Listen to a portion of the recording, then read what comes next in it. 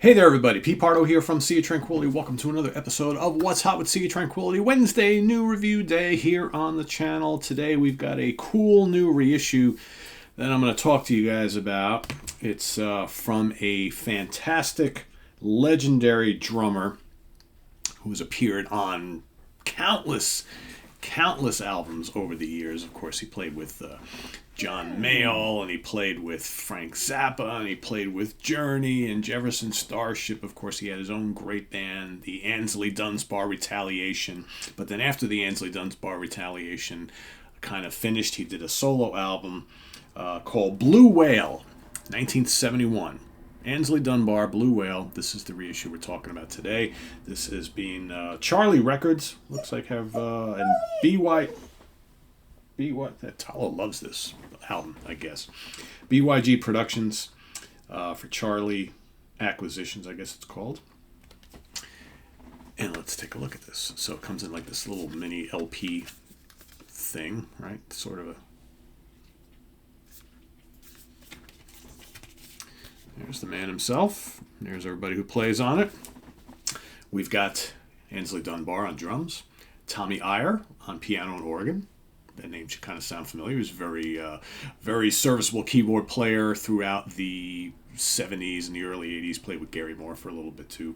Ivan Zagny on lead guitar, Peter Friedberg on bass, Charles Greetham on sax and flute, Edward Ray Smith on trombone, Paul Williams on vocals. Yes, that Paul Williams, the guy who sang with Alan Holdsworth, right? He was the singer on some of those early Holdsworth albums in the late 70s, early 80s. He also played with Alan in the band Tempest.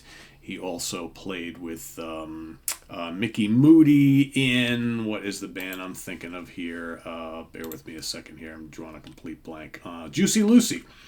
Played with Juicy Lucy. He played with Zoot Money as well. He also played bass in John Mayall's Blues Breakers band, as a matter of fact. He's on vocals, and Roger Sutton on co-lead guitar. So you got two lead guitarists on here. Produced by Aynsley Dunbar and Colin Caldwell. Engineer Colin Caldwell. Recorded March and April 1970 at the Marquee Studios in London. Like I said, this was officially released in 1971. So yeah, this is the only album under this kind of Blue Whale. Again, whether he named the band this or whether the name of the album is just called Blue Whale, not really 100% certain. But this follows, like I said, on the heels of the demise of the Aynsley Dunbar Retaliation, which was a very fine blues rock band that had some jazz elements as well. Really cool band if you never listened to Aynsley Dunbar Retaliation. I highly recommend you check them out. I think they had, five albums? I forget exactly, but I did a ranking the album show for the Retaliation here on the channel a year or two ago, something like that. So this is a 5-song album.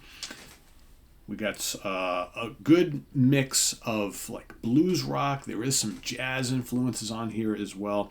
I like the more rockin' stuff on here. I think is pretty damn good. I like the fact there's two guitar players. I like the trombone and the sax and the flute. All add some nice elements. Think like maybe the first, the Chicago Transit Authority debut album, right? A little bit of that. Got a little bit of the feel from the Retaliation, so this kind of like that John Mayall's Blues Breakers, maybe a little bit more rock going on. Great drumming throughout. Willing to Fight is the kickoff track. Really like that a lot. Nice guitar solo in that too, and it's got some good kind of riffy but yet jazzy song. Really dig that a lot. Then of course you get a 14-minute version of Willie the Pimp. Yes, Willie the Pimp. Frank Zappa's Willie the Pimp from, of course, the Hot Rats album, which Aynsley Dunbar played drums on. So here they kind of reimagine the Willie the Pimp song. Instead of having the violin, you've got flute taking the place of all the violin parts, which is really interesting. It adds a kind of a jazzy flavor to it. Got some good guitar soloing on it. Very, very cool. You got Paul Williams trying to do the Captain Beefheart vocal, right? He does it really well. It sounds almost exactly like him. Pretty cool. Then you get, what else we got here? Then It's Your Turn is the next track. 10-minute long song.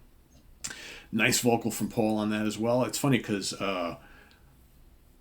Paul Williams, at times on this album, because this is pretty early, kind of has like this Gary Brooker from Procol Harum thing going on. And I really like It's Your Turn. It might even be my favorite song on the album. It's kind of moody and atmospheric. It's got some dueling guitar solos on there as well. It's very cool, but I don't even know if I'd call it. It's kind of bluesy. It's kind of proggy. Really, really nice. Like that a lot. Then you got Days, which is much more of a kind of soulful blues piece. All right, again, very emotional vocals from Paul Williams. It sounds very much like a Procol Harum song of that same time period. And then the last track, another one of my favorite songs on the album. I think even though I love the Willie the Pimp on here, I think I like some of the original pieces done for this album even more. And I think Going Home is great. That's probably the heaviest song on the album. And again, heavy, not really heavy, but a good kind of riffy blues rock song. Again, some great guitar soloing, great trombone on that as well. Nice vocal from Paul Williams. He sounds really good on this album.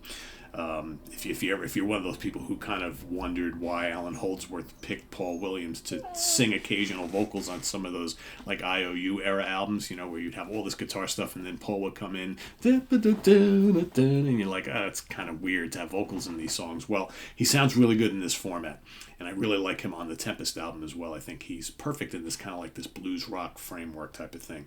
So yeah, I really like this. This is really good. Again, I like the Aynsley Dunbar Retaliation stuff quite a bit, and this to me doesn't sound all that much different.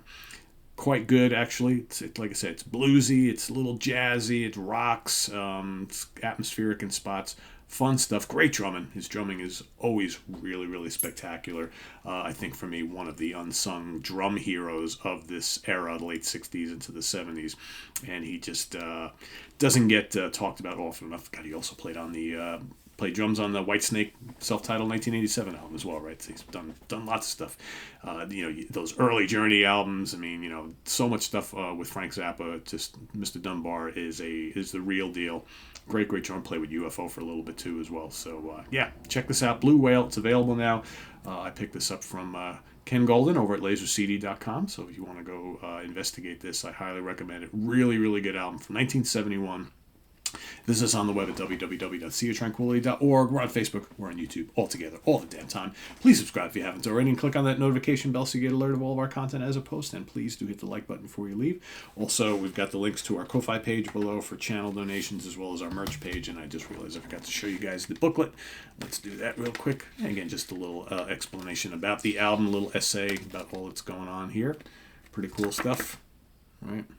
Some additional releases from BYG Records, from David Allen, Geely Smith and Gong, Alice, the band Alice, Archie Shepp, Sun Ra, some cool stuff there if you want to go investigate. So anyway, there you have it. That's my review, and easily a 4 out of 5 star. Really dig this quite a bit. So thanks for watching, everybody. We'll see you real soon here with more stuff. I am Pete Pardo. Have a good one. Bye-bye.